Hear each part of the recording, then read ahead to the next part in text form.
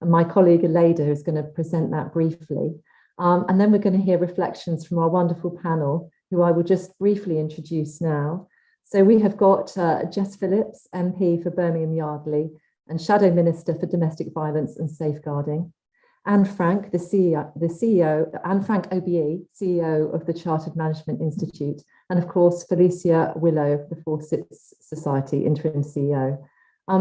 Gender pay gap reporting doesn't need to be explained, I think, to anybody here, but increasingly in the outside world, there can be some resistance to whether it's important to think about gender pay gaps. So just before we hand over to everyone else, I'd like to say why we have made this an area of focus. Gender pay gaps illustrate the lack of women in positions of power in the boardroom, but they also illustrate women's lack of economic empowerment throughout society. If we have gender pay gaps, the result of that is women and children living in poverty, and it's pensioner poverty, it's a lack of financial security and independence, and it makes women vulnerable to other kinds of insecurity throughout the life course. And sometimes the causes of the gender pay gap are described as women's choices, but in fact, to have real choices to live the kind of life we want to live, we need economic security. And gender pay gap is just one measure of trying to understand the inequalities between men and women. And of course, there are other measures out there that are important that we're going to discuss today, but it's a measure that we have in this country and that we think is worthwhile pursuing. We know that in the data that's recently been published, progress seems to have stalled rather than going forward. And we know that COVID-19 has had an unequal impact on women's economic health. And so we really need to ensure that we restart the engine of gender equality progress in this field. And we're really hoping that this report and our discussions about it might help contribute to that debate. So with those words, I'll hand over to my colleague, Aleda. Thank you, Rosie. Okay, so I'm going to get my perfect. I hope you can see my screen all right. I'm going to try to. Yes. Wonderful. So yes, I'm going to speak briefly about the project itself, and then more specifically, I will highlight some of the recommendations that we have for the UK more specifically. We had 6 country case studies. Let me see if I can put them up, presentation. Yeah, 6 country case studies. We have the UK, Sweden, Spain, France, South Africa, and Australia. And so we conducted interviews with over 80 key stakeholders. These included government officials, employers, trade unionists, academics, and gender equality advocates. And we complemented these the interviews with an analysis of the legislation as well as academic literature. It's worth saying that the latest figures in the UK released earlier this month show that the UK gender pay gap is at 10.4%, which is the same as it was in 2019-2020. So we have 9,628 companies which reported on time for the deadline, and this is up from 6,945 in 2019. Of these, we have 7,572 that reported a gender pay gap that favors men, 1,286 that have a pay gap favoring women, and 770 that don't report any pay gap. So in terms of our findings more specifically, can you see it? Or you can see, oh, I think you can, it's just on my screen. Yeah, you can see it. Oops. Yes, so we have, we scored our 6 countries using 11 indicators. And so Spain came first, and then France. Then we have South Africa, Sweden, and the last 2 are Australia and the United Kingdom. So the UK came jointly last with Australia. And we found that although the UK stands out in international comparison for its high level of compliance and transparency, as all reported information is available on the UK government's Gender Pay Gap Service website, and also all required publications are on the employer's website. A number of stakeholders also agreed that the framework in the UK is a very useful snapshot, which shines light on the issue of the gender pay gap in the UK. However, we also found that the main issue is that the framework doesn't have any teeth, as it does not require employers to take action to remedy gender pay gaps. When we look, for instance, at Spain or France, the top rankings, both systems do require follow-ups to correct reported gender pay gaps. Furthermore, to ensure compliance, both countries have recently introduced penalty systems, which can range from up to 1% of the annual turnover in the context of France to fines of up to 180,000 euros in Spain. So that it shows that they take the gender pay gap legislation very seriously, because they really expect that companies will, and employers in general, will respect the legislation. And also, more specifically on this question, before I turn to the UK, in Spain, they take the question of action plans so seriously that they actually expect employers to detail exactly what they are going to do to correct the gender pay gap issue that the company or employer in this case has identified. The Instituto de la Mujer promotes best practice by bringing visibility to all the, the best drafted equality plans, which is what they call them, and they award them prizes. So the companies that have found to have good equality plans, they get awarded and they get promoted on their website as companies that are doing well, so that others can follow suit.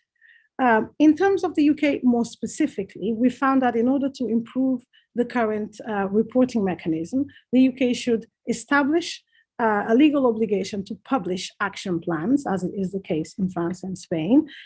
Employers, employer representatives, and advocates, in the case of the UK, suggested that mandatory action plans would be beneficial. In fact, many companies already do that in the UK, because it provides both a way to provide context for the top line figures, and also works as a better way to leverage for change. We would recommend that action plans are decided also in agreement with employees or employee representatives, as in fact it occurs already in Spain and France, and whether this is done internally or from a relevant trade union when no trade union representatives are within the organization.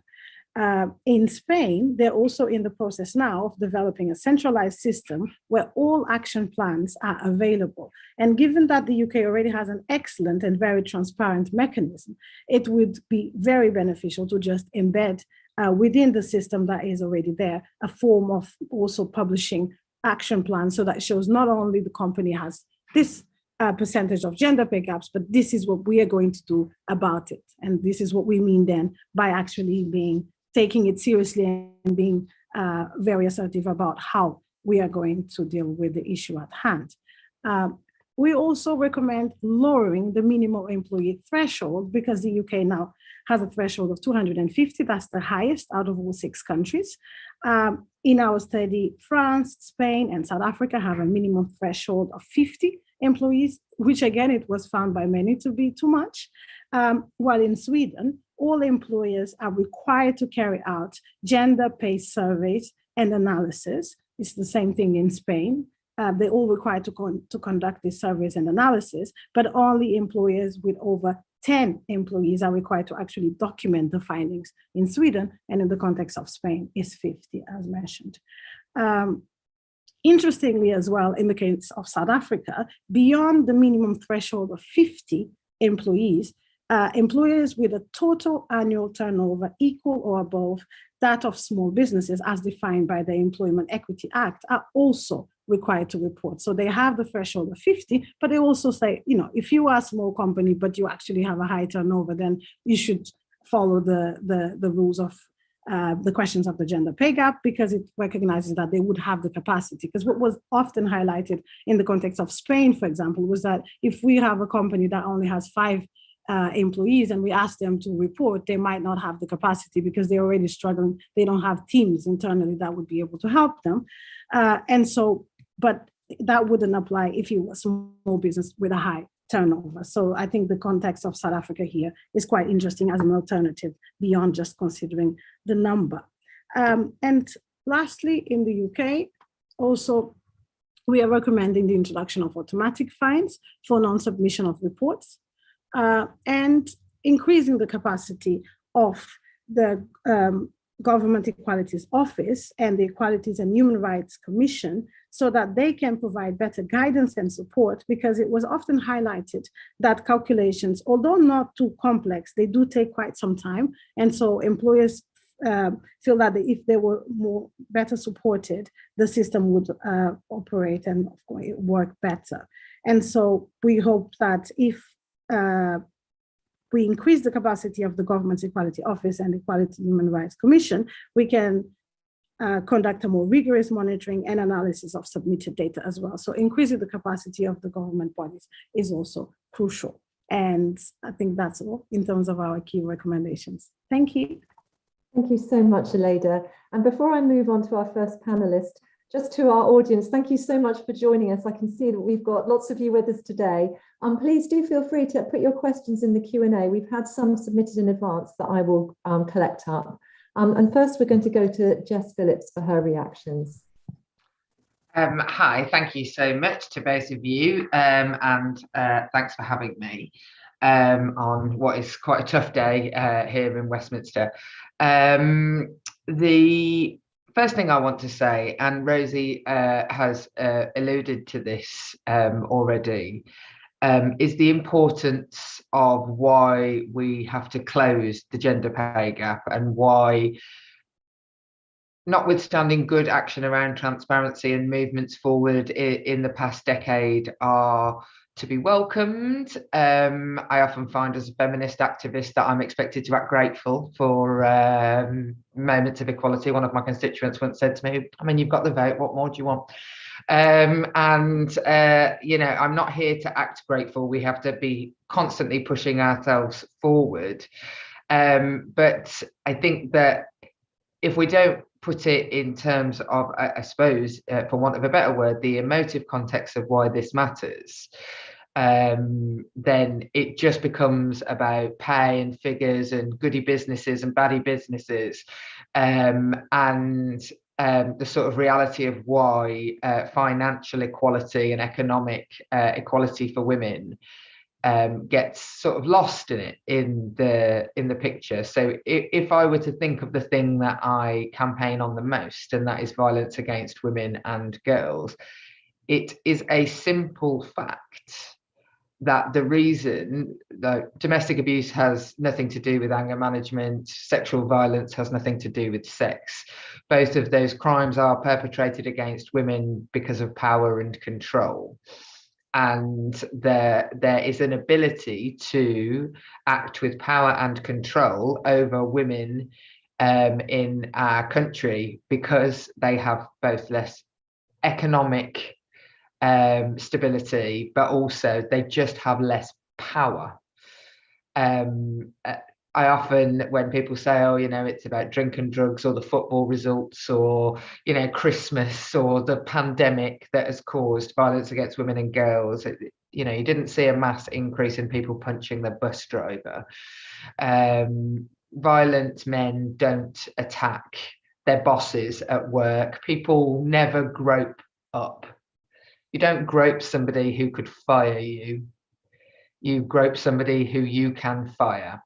These crimes and abuses that women suffer and mean that we are murdered on the streets and in our homes and in our workplaces happen because of our relative position of power in society. Now, I can tinker with that all day long and make better legislation around refuge accommodation. I can ask for better expediting of sexual violence cases within the courts. And I can do all of these things to make the consequences of the problem slightly better for the people who suffer them.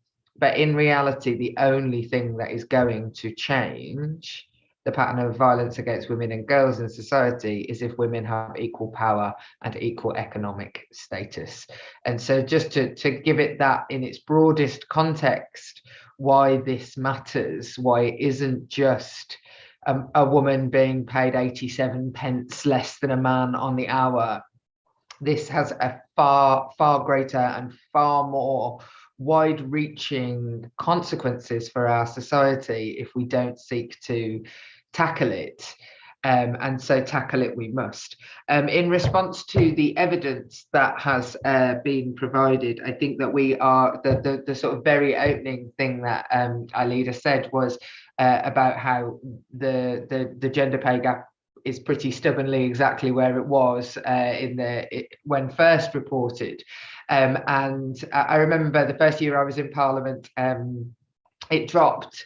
It had seen quite a significant closing of the gap, and that was largely because of the suppression of men's wages, which was not what the sisters were asking for.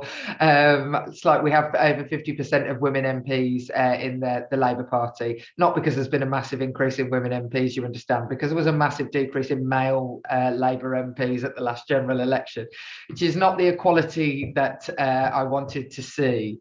And so what we have to be really careful of is the COVID pandemic being used as a cover for why that has stubbornly not improved.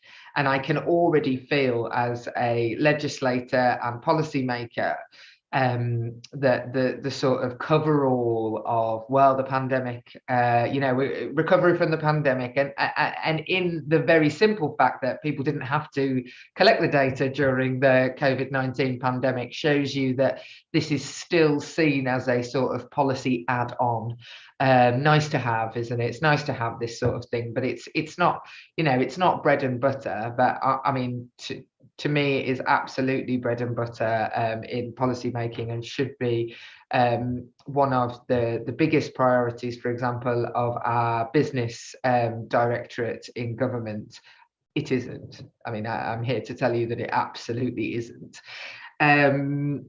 So in response to the recommendations, I personally would agree with all of the recommendations. I don't know what the point of in the UK asking companies to report, whether that be on time or not, is I don't see that without proper action plans. And where I see this working well with big businesses who I work with, I was raised by people who were not all that fond of big business, and yet I find the most succor in organizations like Lloyd's, like the big accountancy firms. I find myself acting, against type so very often when I sit and talk about big businesses who voluntarily come forward with their action plans, who stand on platforms at events that I am at and say they're not doing enough, but this is what they're giving themselves direct targets. Without a target-driven culture, there simply will not be any progress. People will forget the once a yearly newspaper stories about who didn't do it, who didn't do well, will become the stuff of just like, once a year, occasionally, and even then that will fall away. We cannot rely on the interest of the media to be the lever that is pulled in this instance. And so the publishing of action plans that can then be scrutinized heavily and assessed for their, whether it's actually going to work or it's just window dressing, it is very, very important. And I have to say, I don't think it's particularly onerous. The thing that you will hear again and again and again, especially when you're talking about lowering the threshold with regard to the size of companies that have to report this data, the thing that I hear again and again from government ministers, and it's not just this, it's any regulation at all, notwithstanding that we've just been through the most regulated period of our lives, we will never know anything quite like it, and we change that overnight. Is that it's very, very onerous on business. It's very, very difficult for businesses to be doing this. That is not the view I get from those that do it well.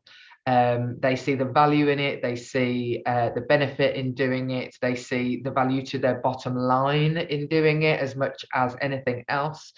And so I think that sort of proper targeted action plans that have to be followed and monitored are of absolute and vital importance. And I also think that the recommendation with regard to reducing the size of organizations, maybe I don't want, the sort of two people organisations who've got two fellas and one van having to necessarily report on it, because I'm not sure how insightful that would be. But without a proper sectoral approach to the value that we place on certain jobs. And so the example there that I give, I mean, and I almost said it because it's such the common parlance of a policymaker to say a white van man, and as somebody who was married to a white van man myself, no one ever talks about the small to medium businesses that are largely being run by women, and we don't have an equivalent term for white van man for women running and that is huge numbers of women running small businesses, and the value that we place on the amount that we will pay, for example, for our nails to be done versus our plumbing, is entirely based on the idea of women's work and the worth of women's work. And nowhere do we see that more than in the line of care. I genuinely have always paid much more for my car to be looked after than my children on an hourly basis. So, and I care considerably more about my children than I do about my car. Couldn't care less about my car, as my mechanic often tells me is obvious. We have got to get to a point where you can't just have cover because of the number of employees that you have.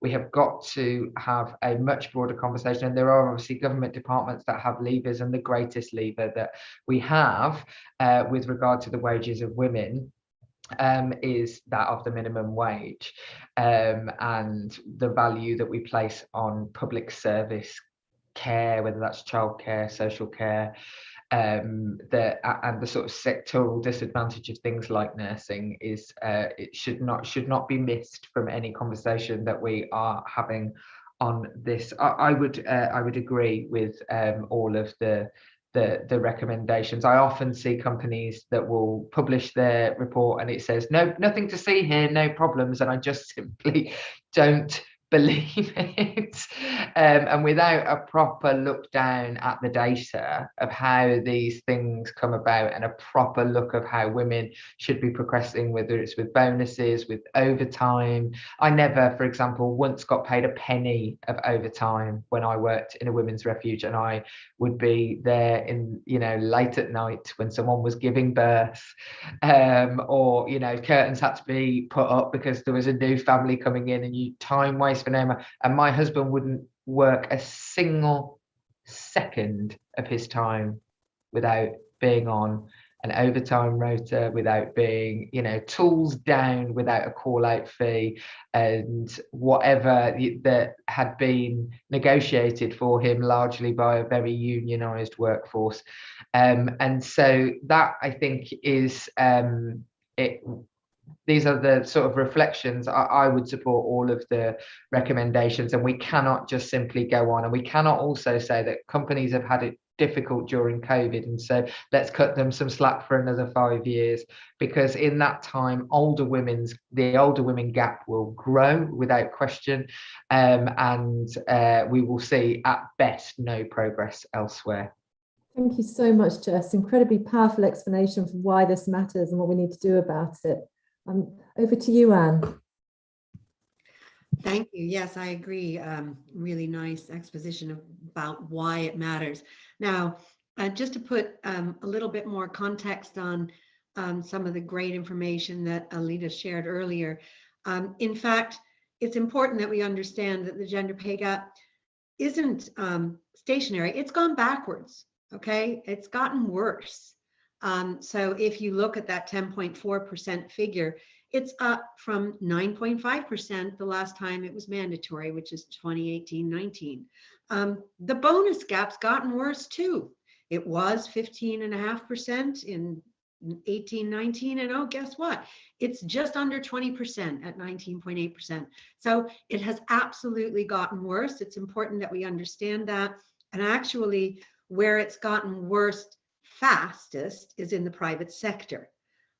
So it's back into double digits in the private sector. at 10.5%. So, it really does say that the moment you take your eye off this ball, as we did by suspending the reporting in COVID, not only do fewer companies report, but, they stop doing stuff about it. Now, as to the argument that this is onerous, we at CMI completely challenge that. We've looked at what it on average costs companies to do this work. It's 450 quid. Okay, so it is not a lot of money. It's not even that much time, because most employers just have this information. They know what they pay people, and they know, what their declared.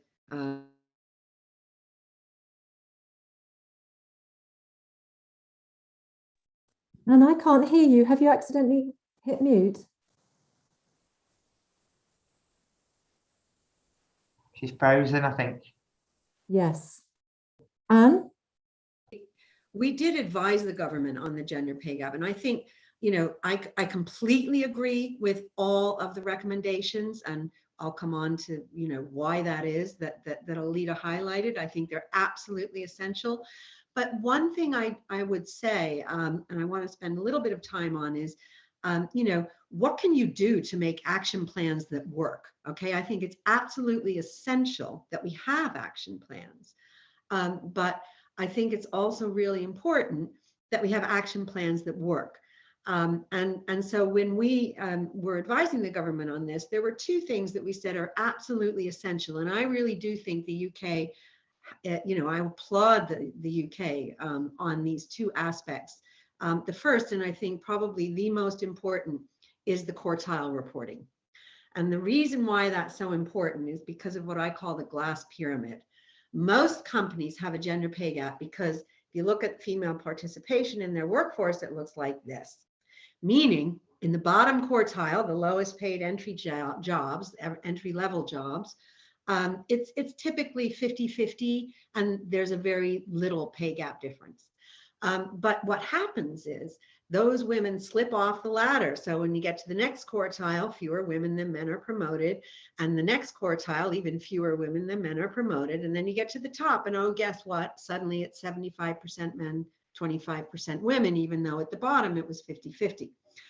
So the very first thing to have a meaningful action plan is to address that glass pyramid. So what you need to do is actually improve your recruitment, development, and promotion practices. And when I'm asked to sum up in a single phrase, what's the one thing that employers can do? Promote proportionately. Because if you ensured that, 50% of the women that are at the bottom of your workforce were getting into the next quartile and the third quartile and the top, you wouldn't have a gender pay gap. But this does not happen. So really what we need is really clear and transparent and proportional promotion procedures. So monitoring promotions, monitoring, that you're recruiting in an unbiased way. Actually, we advocate anonymizing your CVs so you don't actually know what gender somebody is. And of course, within that, development programs. So companies that have closed this, and Jess has said there are some big businesses that have closed this. They all have action plans, of course, but they also have sponsorship programs and mentorship programs for women, especially sponsorship programs, because one way of pulling women up through the ranks is actually to make sure that they have advocates. And sponsors advocate for women when they're not in the room. They'll say, Alita's fabulous. We really need to give her this extra opportunity. They will also say, how do you know Rosie doesn't want that big job after she's had her baby? Have you spoken to Rosie? Have you had that conversation with her, or are you just assuming that? So it's about making sure that you have very strong sponsorship and advocacy for the women in your organization to pull them up through those quartiles. That is incredibly important. And all of the companies that have the action plans that produce progress, not only are they measuring these stuff and setting targets, but they have a very, very thorough approach to recruitment and promotion. You will not address your gender pay gap without that. The second thing, and this is ironic during COVID, because this has happened, to everybody. We've all been working flexibly. Look at this event, right? Most of us are at home. And what COVID did is it actually convinced the last remaining diehard skeptics, most of whom were senior men, that working from home can't be done. Oh, you can't, run a FTSE company or put out a national newspaper or chair an audit committee meeting remotely. Oh, guess what? You can. And people can be very productive. And we've seen that firsthand. So what we need to do is we need to make sure that we carry on with flexible working and that we continue to extend this, because that will actually enable more carers, most of whom are women, to fit work better around their lives. And that is an incredibly important aspect. And I cringe when I hear major business leaders saying things like, working from home is an aberration, or, if you want to get ahead, get back into the office. That is a culture of presenteeism. And it is that culture of presenteeism that actually favors men. And if we are not careful, if we just say everybody back in the office and it's mostly the men back in the office, you are going to take very biased decisions, and they will work against women. So keep your flexible working culture and make sure as an employer that you are including and taking into account people who are still working remotely, and make sure that you have very equitable policies around enabling flexible working for anybody, and not biasing or discriminating against those who choose to work flexibly. And if you're a senior leader, embrace it. The worst thing you can do if you're a senior leader is feel that you have to be the first one back in the office all day, every day. People take their cues from how you behave. And I, as the CEO, make sure everybody knows that, of course, I'm working from home. And I encourage them to do that as well. And also fit your work around your life. So when homeschooling happens, make sure that you allow people to block out their diaries for caring responsibilities or whatever it is that they're needing to do. So focusing on outputs, not face time, enabling flexible working for all is incredibly important. And that's a feature of all successful action plans. The third thing is, this is incredibly important. Guess what? We know from our research at CMI that, hey, men want to take care of their kids too. So you've got to have equal and encouraging the uptake, equal shared uptake of parental leave, and also caring responsibilities. So make sure that you're enabling men to take parental leave, and make sure that you're enabling all the men to work flexibly and not be afraid for their career when they do, because that's why men aren't taking the parental leave, and they're afraid to work flexibly because they think their boss is going to say, oh, you're a man, you should be in the office, and let your other half worry about that. And that is a terrible attitude that we need to knock on the head. So, actively take parental leave, actively allow men to work flexibly and care for their kids, and make sure that actually jobs are flexible by default. I know that there's active debate in government about encouraging that, and that should be the norm. It should be allowed.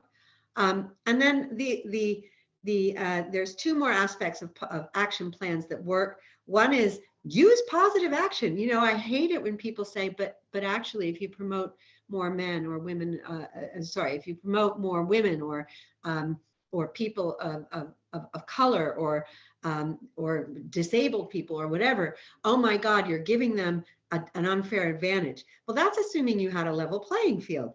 Clearly, we don't have a level playing field because, as we've seen, we have gender pay gaps. Women are half the population, but certainly not half the leadership. And, same with the underrepresentation of the other groups. So we need positive action because there isn't a level playing field. So we have to level up.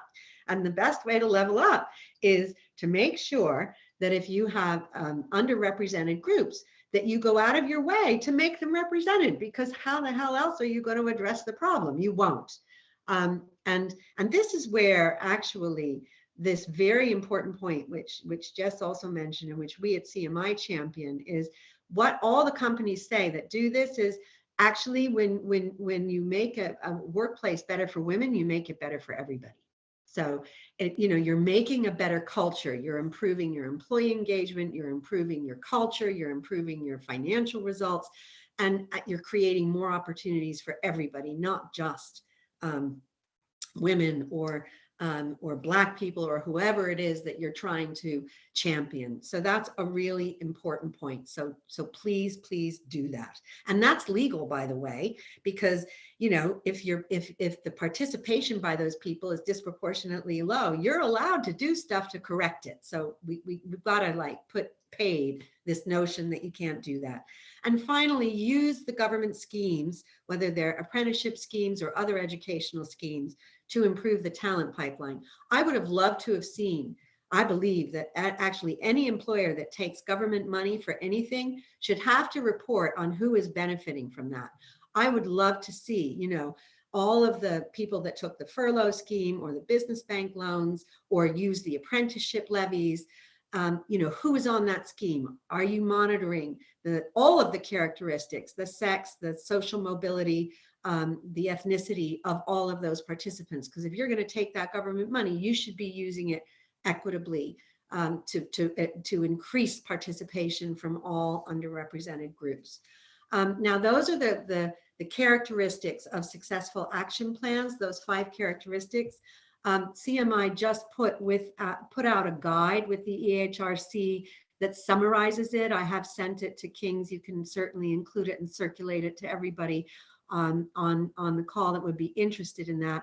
And I completely, and we've been saying this a long time, endorse all of the actions that Alita recommended. We need transparency with teeth, and we need to extend the reporting to small businesses. 99% of the businesses in this country are small businesses. It's a kind of a ridiculous thing to only have it for the large businesses.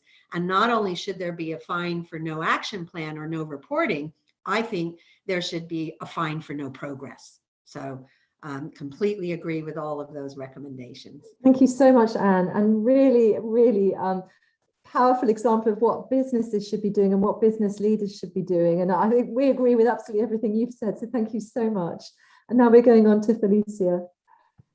Thank you. I'm afraid I'm not going to disagree with anybody either. I completely agree with everything that's been said so far.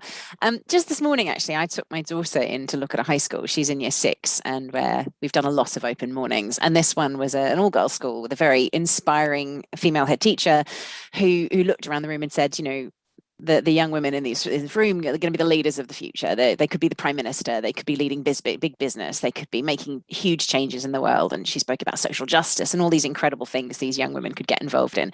And my daughter was sitting there looking at this woman with her eyes shining, very excited. And I think the thing that I was thinking is, we're not progressing on a lot of these things, and it is not up to these girls to change the future. They're not going to be able to, and the school can't change that either. They could have the most brilliant teaching, they could have the most incredible support, they could have this amazing, inspiring leadership. But the reality is, if these girls then get out into the world and things haven't progressed, my 10-year-old is going to be out there still with a gender pay gap. She's still going to be fighting glass ceilings and all those kind of things. And I think that it's time we all really acknowledge how incredibly sexist, misogynistic, and unequal our society is. And we have to take gender pay gap seriously, as Jess was talking about earlier. We have got a problem here in the UK, and I would say the current response we have is absolutely not taking it seriously. And sadly, I'm a dual citizen of the UK and Australia, so the 2 lowest performing in this particular report. So that's quite something to be ashamed of, I think, that the 2 countries that I would call home are both doing so poorly on something that is so integral to women's equality. So I think that the report that we've seen from KCL is, it's well researched, it's compelling, it's really clear. There is a clear path about what needs to be done. And we need to really take it seriously in the UK. Mandatory reporting is clearly not enough. As Alita was going through the different steps of the report, this mandatory action plans, they need to be time-bound targets. They need to have clear and measurable goals. When you look at some of the reports that are coming out, I checked out Barclays the other day because their pay gap is abysmal. And they've got these kind of very woolly little kind of, we're going to do this. And you look at them, you think, what does that mean? What does that actually look like? There's no explanation. There's no detail. There's no kind of proper action plan. These action plans need to be very clear. Smart targets. We've all had to be making smart targets at work, I'm sure. This is what they need to do as well.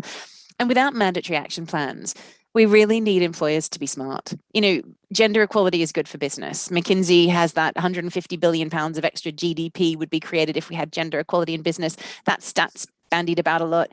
Employers should get that too. It's depressing when we see so many employers out there not getting it. So, you know, we need employers to understand that and to put the effort in. I mean, I also did some work with Lloyd's recently, and they are doing a huge amount, and it's really positive to see some of the big organizations doing that. I also was looking at doing some work with another organization recently, and they basically kept saying that their gap was getting lower, but the problem was 3 years ago, it got massively higher. So actually, when you look over time, it hasn't been moving at all, going up a tiny bit. So this needs to be taken seriously. As we talked about, the number of employees of the organisation lowered. Back in 2018, we did a sex discrimination law review at Fawcett and have been saying it should be down to 50 employees.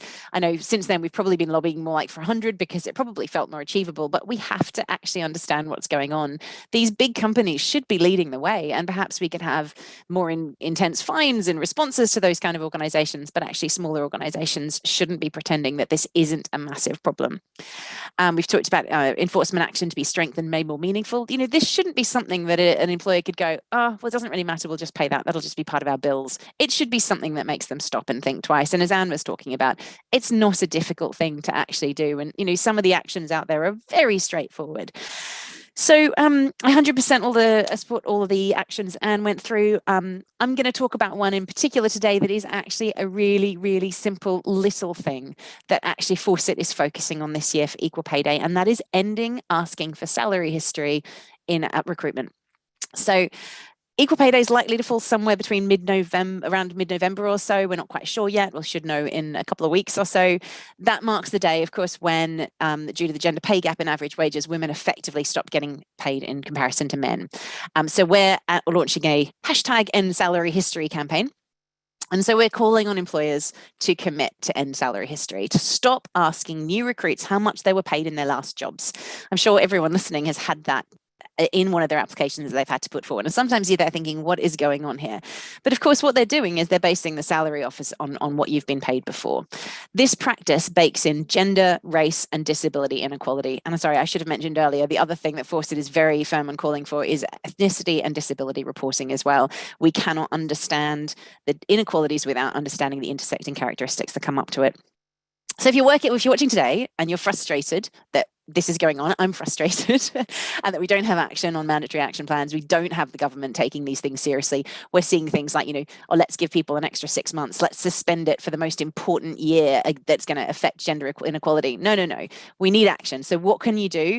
You can actually help us access employers. So we would ask you to ask every employer that you know, someone you work for, who your partner works for, who your friends work for, a shop that you go in down the street, people that you're clients of, your accountants, your insurers, your lawyers, your doctors, and ask them to, obviously doctors assuming that they're not NHS, and ask them to commit, to sign up and pledge to end salary history. And we're going to be celebrating those who sign up in advance of Equal Pay Day, and we're going to be encouraging people to name and shame those who aren't around and after Equal Pay Day.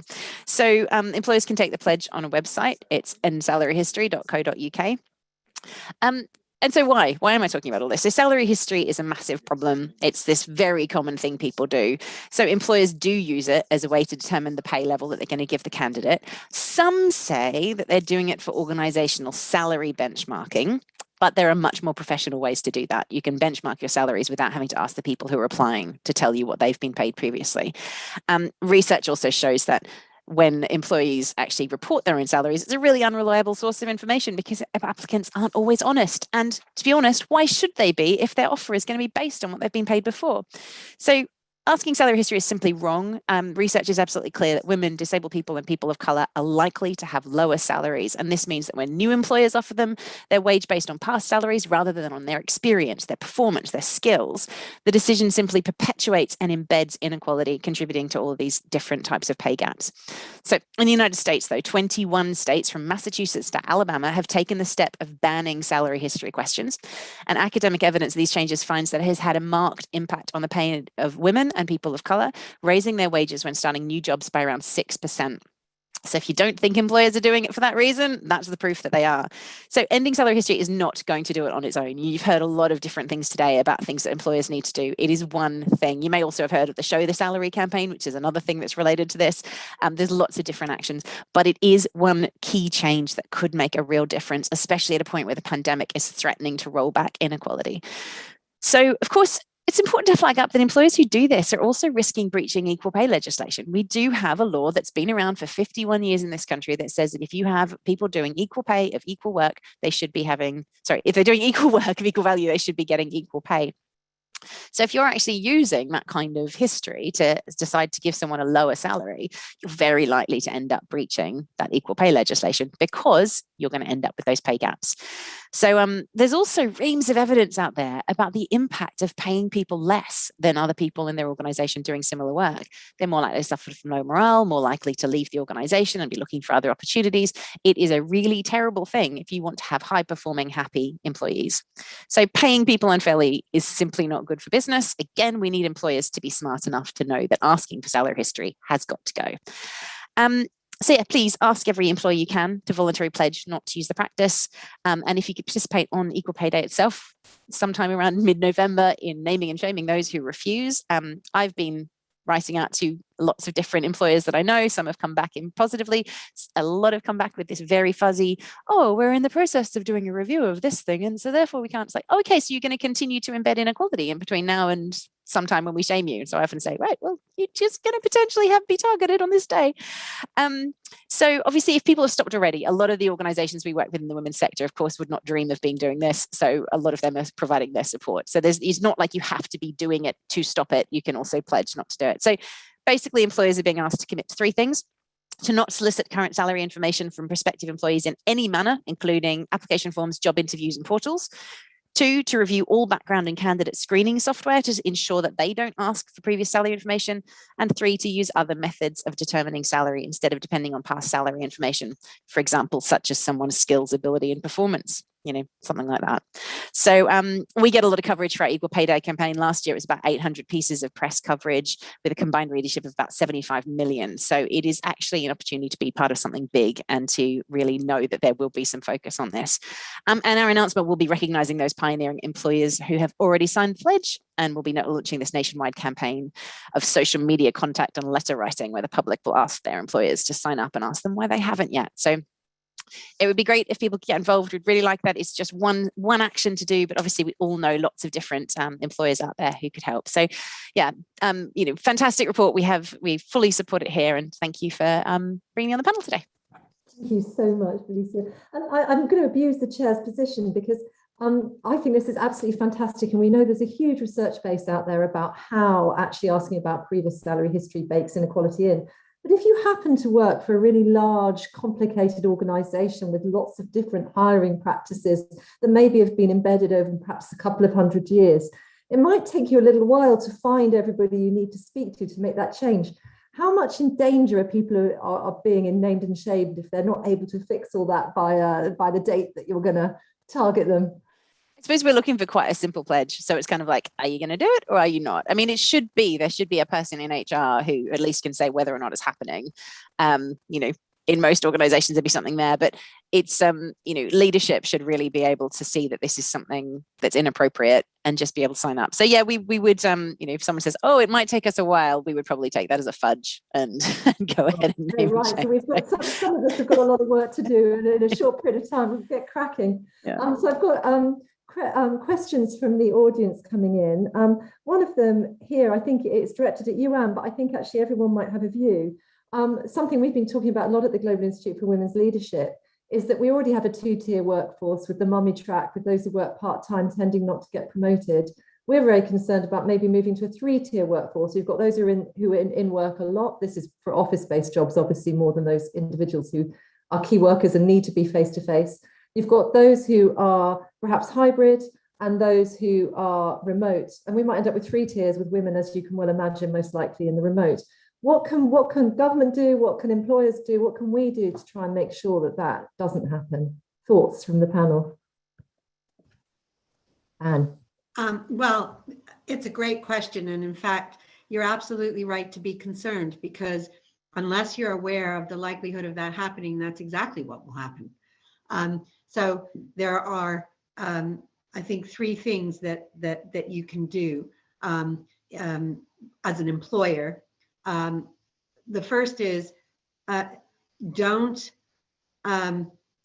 mandate a one-size-fits-all back to work solution. So if you're saying everybody back in the office, that's a really bad way of dealing with this issue, because people have all different considerations. One of the things that has worked well in COVID is when leaders have had a more empathetic view and actually asked their employees more about what it is they would like to do, they have fared better actually than when they have forced solutions onto employees. So make sure that you have a dialogue about this and you take into account individual circumstances. The second thing is absolutely focus all performance evaluations on outputs, not face time. And this, requires actually being overriding your human tendency, because we all have a tendency to sort of favor those who are visible to us. But that means if you're a manager or a leader, you have to make sure that you are contacting and staying in touch with and including the people working remotely. If you're chairing a meeting, you have to actually work extra hard to make sure you're including the remote people as well as the people in the room. You have to prevent decisions being taken in the room that don't include the remote people. You do have to be a better manager and leader, right? And I think that's true for both organizations and individuals. And then I think the third thing that's actually very, very important is, again, it's about what your good action plans are, that you have targets about how you're going to promote people, how you're going to advance people, how you're going to sponsor people, and that you make sure that you set and stick to those targets. Even more important post-COVID. And remember, especially young men, but men want to work flexibly too. So make sure that you have a very conscious plan for how you bring people back into the office, tailor it, make sure it's outcome focused, and continue to be very transparent about your promotion decisions. And I think those are the things that can be done. Thank you so much, Jess. Felicia, have you got anything you want to add? I mean, I wouldn't add any more to that. I think that that's absolutely true. And it's the only thing I would say as somebody who is, and I'm basing this entirely on being married to somebody who is a sort of very male workforce, the sort of masculine environment, is that what we call flexible working, they call job and knock. And it's just different terminology when men work flexibly, because you wouldn't find many people doing the kind of work that my husband does, working past 3 o'clock on a Friday, for example.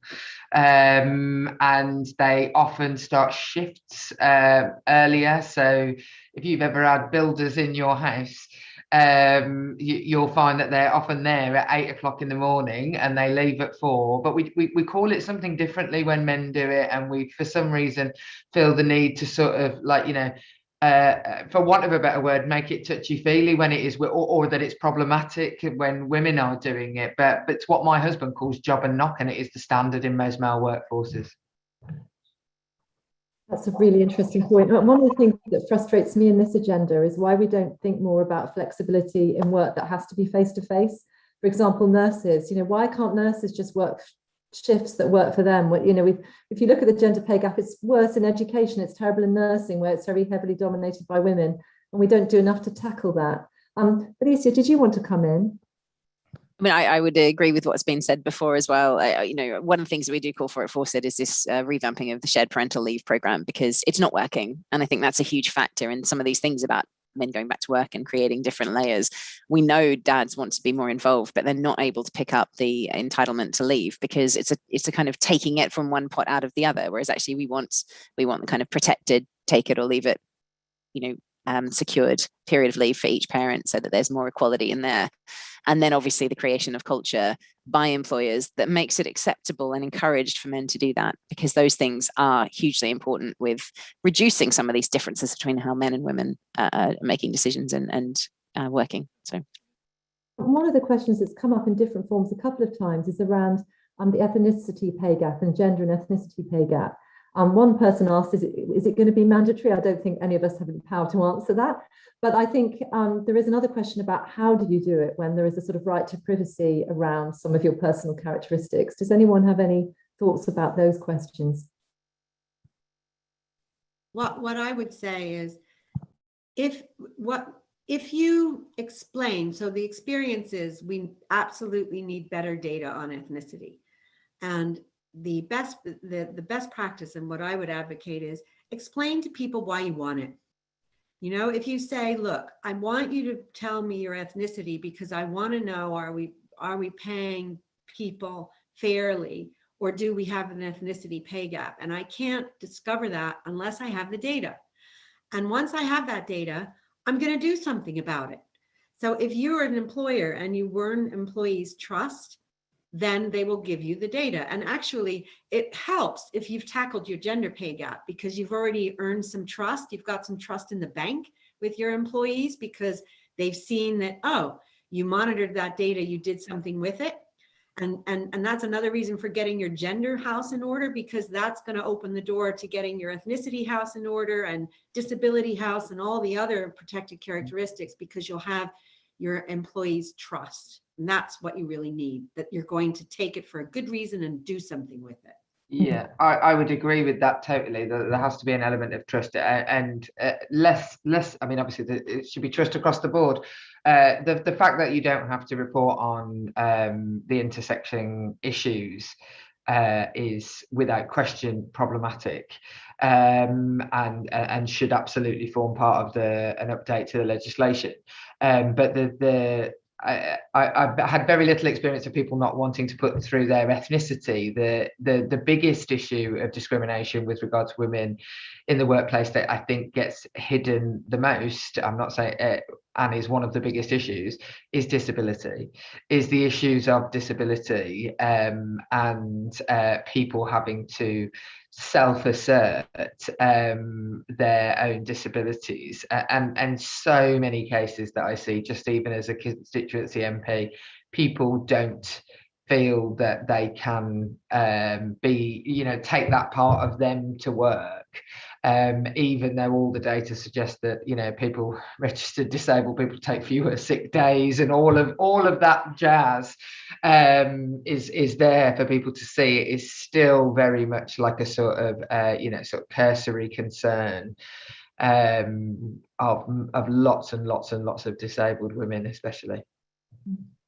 So we've not got very much more time, so I'm creating a question from several of the other questions. One of the hopes I had during the lockdowns was that we might start to see, as a society, as care as core infrastructure. I'm not really sure that's happened.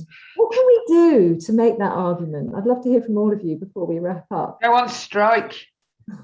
The idea that care has suddenly become something that we value in society is not what all of the care providers in my constituency would tell you today, because most of their staff have gone to work at Lidl.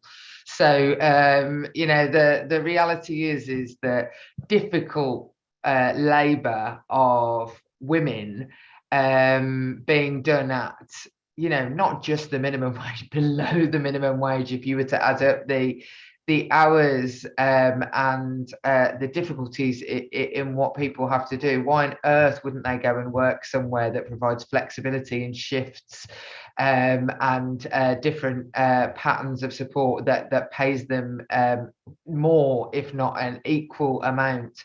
There has been no uptick in anything other than rhetoric about care work from a policy perspective. Maybe in the country there has been a cultural shift slightly with regard to care homes of elderly people, which is a tiny fraction of the care work that goes on in our country, the vast majority being of adult working age people. That just gets completely missed from the rhetoric or any of the conversation. But there has been nothing, even in the, talking about increasing taxes to pay for care, there has been no part of any of that policy that is about increasing the wages of people who work in care. It's not just glossed over, it's literally cut out. It doesn't exist in the conversation, and we will not increase or improve access to care in our country until we improve and increase both the value financially and culturally of care workers. Thank you, Jess. Yeah. I mean, I completely agree with that. It's been really disappointing. I think all those claps for carers, I think, has actually become a bit of a frustration for the carers I know, because nothing followed. There's been no improvements to terms and conditions. There's been no improvement to wages. And actually, I think that, again, it just reflects this misogynistic society we live in, that when you look at female-dominated sectors, they are not treated as well as other sectors because they're not valued.